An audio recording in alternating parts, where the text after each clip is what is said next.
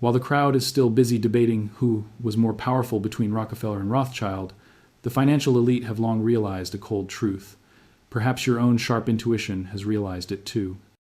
You see, at the top of the money pyramid, the concept of competition is just a tool to manage the perception of the weak.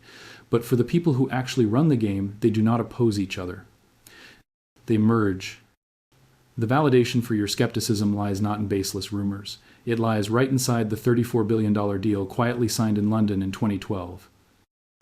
The mass media call this event a simple strategic partnership. But those of us who understand cash flow know better.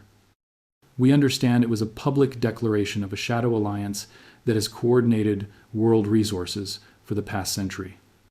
If you are wondering why the current energy market is fluctuating irrationally, causing the assets of the majority to evaporate while the profits of a small group skyrocket, then this dossier is for you.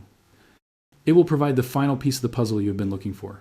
We are about to deconstruct the blueprint of a monopoly so sophisticated that it does not need to compete for the future. They do not need to compete because they already agreed to share that future right at the dinner table back in the 1,890 seconds. To understand the merger of 2012, we must first transport ourselves back to the Wild West of the energy industry. The year is 1883. The location is Baku, Russia. The world is drowning in oil. This is the era of the Black Gold Rush. It is a time of unbridled capitalism. In America, in Russia, and in Romania, hundreds of small independent refineries are popping up every month. If you were a consumer in 1883, this was paradise. Competition was fierce. Refineries were fighting for every customer. The price of kerosene was plummeting. But for a monopolist, this was a nightmare. Competition destroys profit margins. Competition shifts power to the buyer. And the one thing the banking elite hates more than anything else is a fair fight.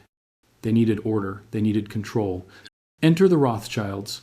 While the American wildcatters were digging holes in the ground, the French branch of the Rothschild family made a different calculation. They realized that owning the oil was risky. Wells run dry, workers strike. But owning the veins? That is where the power lies. They did not just buy oil wells in Baku. They financed the infrastructure. They funded the Baku-Batumi Railroad. Suddenly, if you were a Russian oil producer and you wanted to get your oil to the Black Sea to sell it, you had to pay a toll to the family. Then they went bigger.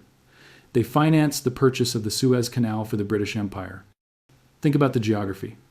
The Suez Canal was the only viable route for Russian oil to reach the massive markets of Asia. By controlling the canal, the Rothschilds did not just own a waterway. They owned the choke point of global energy trade. But they had a problem. Across the Atlantic Ocean, a titan was rising. A man who was ruthless, efficient, and seemingly unstoppable. John D. Rockefeller. And his monster, Standard Oil. By the late 1880 seconds, Rockefeller controlled 90% of American refining. He was flooding the European market with cheap American kerosene. This threatened the dominance of the Rothschilds in Russia. The history books call the 1890 seconds the Great Oil War. Standard Oil versus Benito. That was the Rothschilds' Caspian and Black Sea Oil Company. It was a clash of titans, or so we are told. Prices crashed to pennies. It was a bloodbath. But here is the question you must ask. Who bled? Did Rockefeller bleed? No. He had massive cash reserves. Did the Rothschilds bleed? No. They owned the banks. The entities that bled were the small guys. The independent refineries, the family businesses, the startups. They did not have the deep pockets to survive a price war that lasted for years. They went bankrupt by the thousands. And when they collapsed, who bought their assets for pennies on the dollar? Standard Oil. And the Rothschilds, this is called a pincer movement. Imagine two armies marching toward each other.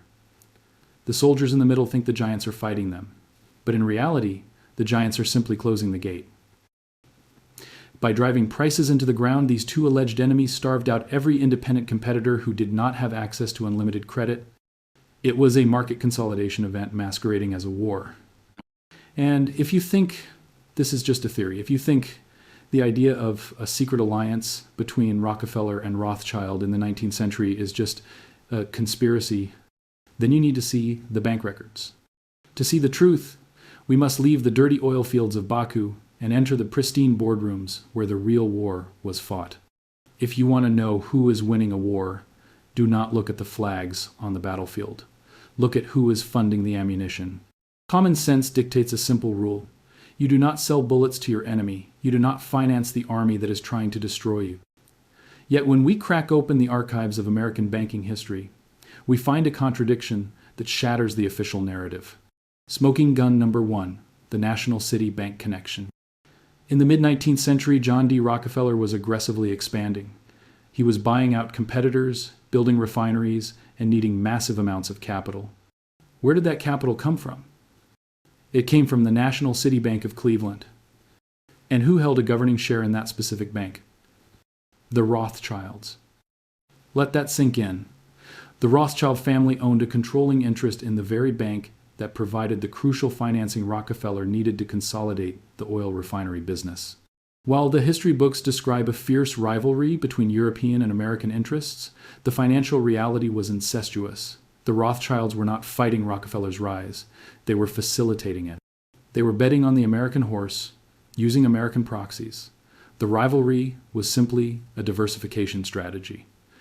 But money is passive. To control an industry, you need active strategy. You need a handler. Smoking gun number 2, the human bridge. Enter Jacob Schiff. To the uninitiated, Schiff was just another successful banker on Wall Street. But his biography reveals his true function. Jacob Schiff was born in Frankfurt, Germany. He was not just born in the same city as the Rothschilds. He was born in the Green Shield House. That is the very compound where the Rothschild dynasty began. He moved to America and became the head of Kuhn, Loeb and Company. But his loyalty remained with the old world. Schiff became the primary advisor to John D. Rockefeller, and he did not just offer advice, he offered a weapon. It was Jacob Schiff who played a key role in developing the infamous rebate deals. Think of it like a rigged casino. Schiff taught Rockefeller how to become the house. Through these deals, Rockefeller forced railroads to give him secret discounts while charging his competitors double. Think about the chain of command. A man born in the Rothschild house in Frankfurt travels to New York to teach Rockefeller how to use logistics to strangle his competition. Schiff was the physical link proving that European old money was guiding American new money. The tactics used to monopolize U.S. oil were imported directly from the European banking playbook. So, if they were working together in the 1,890 seconds, why did they maintain the illusion of separation for so long? Because a monopoly is illegal, but an oligopoly, that is just healthy competition. They needed to divide the map. Smoking gun number 3, the 1962 peace treaty. Fast forward to the 20th century, the oil wars are supposedly over, the empires are established. In 1962, a meeting took place that you will not find in most school textbooks. It happened in France. The attendees were David Rockefeller and Jacob Rothschild. They were introduced by Averell Harriman, a man who specialized in connecting shadow governments.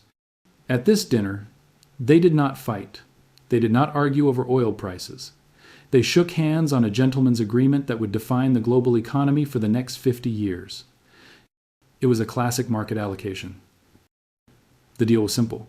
The Rothschilds would avoid aggressive expansion into American oil markets. In exchange, the Rockefellers would refrain from expanding their banking dominance into Europe. Complementary spheres of influence. It was not a truce. It was a cartel dividing up the pizza. You take the Western Hemisphere, we take the Eastern Hemisphere, and we will share the intelligence. The records show they established parallel coordination. They met twice a year, once in London, once in New York, to exchange data on world markets. While the Cold War raged and the public worried about nuclear winter, these two families were quietly trading inside information on Soviet economic planning and Saudi succession. Smoking gun number 4, the shell game. Finally, we must address the retreat.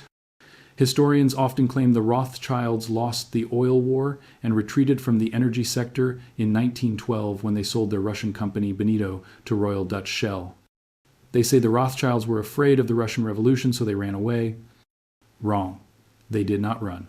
They ascended. They sold the physical assets, the wells, the refineries, the headaches. They sold them to Royal Dutch Shell. But they did not take cash and walk away. They took stock. They became the largest shareholders of Royal Dutch Shell. Do you see the maneuver? They traded active liability for passive control. They did not leave the casino. They just moved upstairs to the owner's box.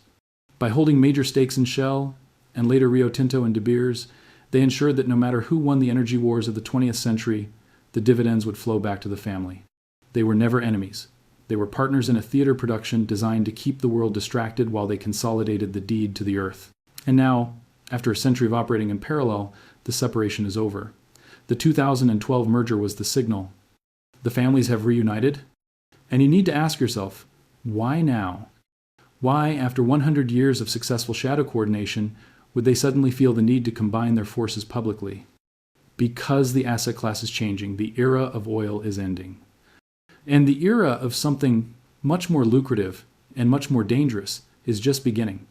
For 100 years, they operated in the shadows. They maintained the facade of separation. But in 2012, the mask came off.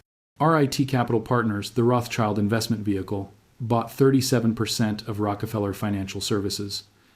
The headline was $34 billion, but the subtext was total consolidation. Why merge now? Why break the century-old tradition of parallel coordination? Because the game is changing. The asset class that built the 20th century is dying. Oil is dying. And the asset class that will build the 21st century is up for grabs. We are witnessing the energy transition, but do not be naive. This is not about saving polar bears. It is about swapping one monopoly for another. The game is shifting from petroleum to rare earths, lithium, and copper. Just as they monopolized the Baku oil fields in the 1,880 seconds to control the kerosene lamp in your grandfather's house, look at who is buying the rights to African cobalt and South American lithium today. The names on the contracts are different. You see names like Glencore or massive funds like BlackRock and Vanguard, but if you peel back the layers of the shareholder registry, if you follow the flow of capital from the City of London to Wall Street, you find the same trusted networks. They are building the new Baku. But this time they are not just controlling the physical resource, they are controlling the valuation. Look at the markets right now. Watch the price of these green commodities. It is volatile, it crashes, it spikes. This volatility mirrors the oil price wars of the 1,890 seconds perfectly. It is engineered volatility. High prices drive consumer demand for alternatives. Low prices bankrupt the small green tech startups. And when those startups run out of cash, the giants swoop in and buy their technology for pennies on the dollar. They are also building the digital pipeline. In the 19th century, the toll road was a railway or a canal. Today, the toll road is ESG scores and carbon credits. If you do not pay the toll, if you do not play by their sustainability rules, you do not get financing, you do not get insurance, you do not do business. They have moved from owning the oil well to owning the moral license to operate. The 2012 merger was the preparation. The green economy is the execution. So, what is the verdict? The oil war was a lie. The rivalry was theater. The 2012 merger was the truth. They do not compete, they coordinate, they divide the world into spheres of influence, and when the tectonic plates of the economy shift, they do not fight against the change. They merge to control the outcome. As we enter the age of net zero, do not expect them to save the planet. Expect them to own it. The cycle is closing, the trap is set. Ask yourself a simple question. If they own the oil age, and now they are buying the green age, does the fuel really change, or just the tax collector? Is this business genius, or is it the greatest theft in human history? I want to know your verdict. Leave a comment below. History is a map, but only if you know how to read the invisible ink. To navigate the next crash, you need to see the hands that are steering the ship. In the next dossier, we will expose an even darker chapter. We will look at how this same network has secured its grip on the one thing you cannot live without, the food supply. Protect your assets, trust your instincts. Class dismissed.